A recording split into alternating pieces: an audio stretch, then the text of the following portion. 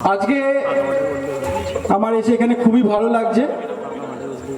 আমাদের সকলের প্রিয় সীতারাম সেনাপতি মহারাজ, যার আশীর্বাদ নিয়ে আমি এগিয়ে চলেছি, যার ডাকে আমি আজকে এখানে এসেছি।